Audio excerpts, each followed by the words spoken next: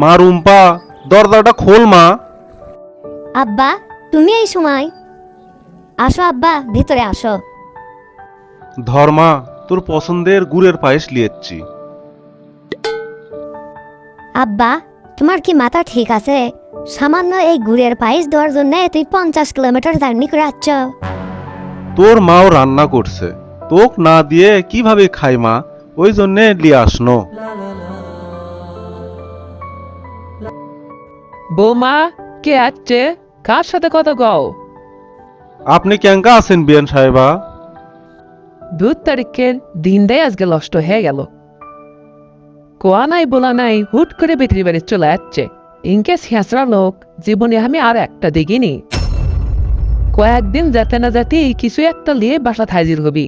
লজ্জা বলতে কোনো জিনিস নাই। কথা কতি আমার ঘৃণা লাগে, কথাই কমো না। যাও আব্বা, ভিতরে রুমে যেয়ে বিশ্রাম করো। তারপরে দুপুরের খাওয়া দাওয়া করে তুমি চলে যেও। কে রে মা, এখনই আসনো আবার এখনই চলে যাবো? এত দূর থেকে আসনো, অন্তত একটা রাত থেকেই যাই। কি করছ রে মা? না আব্বা, তোমার থাকা লাগবে না। তুমি দুপুরের খাওয়া দাওয়া করে বিকেলবেলা চলে যাও। আচ্ছা ঠিক আছে। কতটা অসহায় হলে একটা মেয়ে তার বাবা একটা রাতের জন্য নিজের বাড়িতে রাখতে পারে না, সেটা তো কেউ বোঝেই না, আর বোঝার চেষ্টাও করে না। আচ্ছা, আব্বা তো আশাই পড়ছে, আমি ভালো মন্দ কিছু রান্না করি। মা, ফ্রিজের থেকে খাসির গোস্তটা বের করে রান্না করি। আব্বা দুপুরে খেয়েই চলে যাবে। এত মেহমানদারির তো দরকার নাই। তোমার বাপ তো কয়েকদিন পর পরই আসে। তার জন্য খাসির গোস্তর তো রান্না করার দরকার নাই। যা আছে তা দিয়ে খিলেই তাক বিদায় করো। লোকটার লাজ লজ্জা বলে কোনো জিনিস নাই। কয়েকদিন পর পরই আসে ভালো মন্দ খাওয়ার জন্য। মা, আল্লাহ দোহে লাগে, আপনি ইনকা করে কবেন না। পাশের রুমতি আমার বাপ আছে, শুনলে মনত খুব কষ্ট পাবি মা। তোমার বাপ কষ্ট পাবি না আনন্দ পাবি সেটা থেকে আমি কি কর্ম? যা আছে তাই দেখিলে আপদ ডাক বিদায় করো তো। শুধু যে আমার শাশুড়ি আমার বাপের সাথে খারাপ ব্যবহার করে তা কিন্তু লয়। এই বাড়ির সগলি আমার বাপের সাথে এইরকম ব্যবহারই করে। একদিন আমার স্বামী। আব্বা, আপনি তো একলা একলা বাড়িতে বসেই থাকেন, কোনো কাজ কাম নাই। না বাজারত জানতো,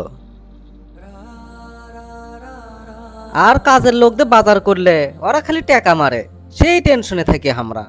আপনি বাজারত গেলে ওই টেনশনটা আর থাকবি না। আচ্ছা বাবা, আমি যাচ্ছি। বাজার করা তো এটা কোনো ব্যাপার নয়।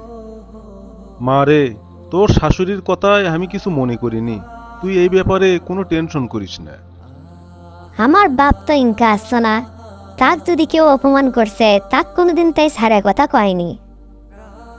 সেই আমার বাপ আজ আমাকে বিয়ে দিয়ে ইনকে হয়ে গেছে। কি হচ্ছে মা, খাবার কি রেডি? চ খাইয়ে দে, আমি না রেস্ট লিমো। চলো বাবা, খাবার রেডি। মা রে, এত বড় মাছের মাথা আমি যে কদিন থেকে খাই না। কি হলো বৌমা, তুমি জানো না মাছের মাথা ছাড়া আমার ছেলে খাবারই পারে না? কোন হিসেবে তুমি মাছের মাথা তোর বাপক দেছ? মা রে, তুই এত সুন্দর করে রান্না করিস কেমনে? এইবার বাড়িত গেলে তোর মামা কানা শিখে দিয়েছিস তো ইনকে করে যেন রান্ধে। আমার মাছের মাথা লাগবি না, আমি ঝোল দিয়ে খাইয়ে উঠিচ্ছি। এইরকম তরকারি থাকতে মাছের মাথা লাগে? তোর মাও 25 বছর ধরে সংসার করিচ্ছে, এখন পর্যন্ত ভালো করে রান্না করা শেখেনি। আল্লাহ কি তোমাকে এনাও লাভ লজ্জা দেয়নি? কয়দিন পর পর মেয়ের শ্বশুর বাড়িতে আসে, এত অপমানিত হও, তাও তোমার লজ্জা হয় না? আব্বা, তুমি যদি আমার ভালো চাও, আজকের পর থেকে তুমি আর এই বাড়িতে আসবা না। ঠিক আছে রে মা, আর আসমো না। তবে তুই ভালো থাকিস, তুই ভালো থাকলে আমি ভালো থাকবো। মা রুম্পা, আমার পরিস্থিতি খুবই খারাপ। বুকের ব্যথা কয়েকদিন দেখলে বেড়াই চলিছে।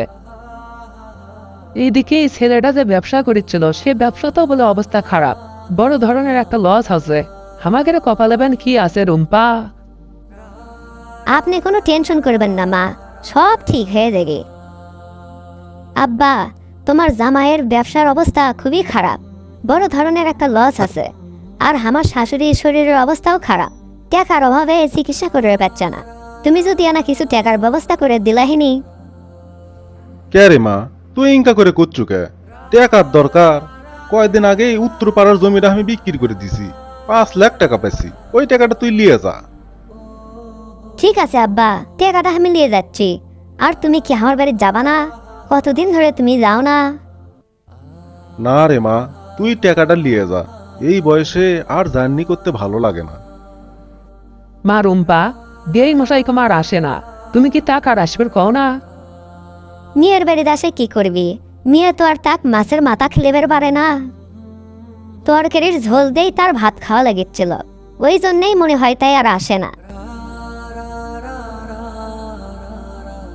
রুম্পা, আমার শ্বশুর আব্বা কয়ো, তাই জানি একবার আসে বেড়ে যায়। কিসো, বাজার করার লোক আছে তো, শুধু শুধু একটা লোক বাসাত আনার দরকার কি? শোনো রুম্পা, আমার মেয়ে তো দিন দিন বড় হয়ে যাচ্ছে। আমি কিন্তু আমার মেয়ে কোনোদিনও বিয়ে দেব না, সারা জীবন আমার কাছেই থমো। মেয়েকে ছাড়া আমি এক মুহূর্ত থাকতে পারবো না। আমার বাপু মনে হয় হামাক বুকত জোরে ধরে এই কথাই কইছিল, আমার মেয়ে কোনোদিনও আমি বিয়ে দেব না। হামাক ছাড়া তাই থাকতেও পারবি না। আসলে মেয়ে মানুষ বলে কথা, বিয়ে তো দোয়াই লাগবে, তাই বিয়ে দিল। প্রত্যেকবার মেয়ে দেখতে আসে তাই অপমানিত হলো, তারপরেও সে মেয়ে দেখতে আসছিল। তোমরা আমার বাপে যতটা বেশরম মনে করছো, আসলে আমার বাপ ওই রকম বেশরম আসলো না। আব্বা সবই বুঝিচ্ছিল, কিন্তু না বোঝার অভিনয় করিচ্ছিল। আমি আমার বাপের একমাত্র মেয়ে আসলাম, তাই মেয়ে দেখার জন্য তার হৃদয়টা কাঁদিচ্ছিল। তাই কয়েকদিন পর পর আমাক দেখার জন্য তাই এটি আসিচ্ছিল। কি ব্যাপার, সকাল সকাল তুমি রেডি হয়ে বসে আছো, কোন জায়গা যাবা নাকি? মেয়ের বাপ হসি তো ওই জন্য বুঝার পাচ্ছি। গত রাত্রে তুমি যে কথাগুলো কছো, আমার বুকের ভিতর একবার ধরপর করে উঠছে। ওই জন্যে সকাল সকাল রেডি হসি, তোমার বাপিক দেখতে যাবো। তুমি তাড়াতাড়ি রেডি হও। সত্যি করছো? তুমি আমাকে এবার যাবা?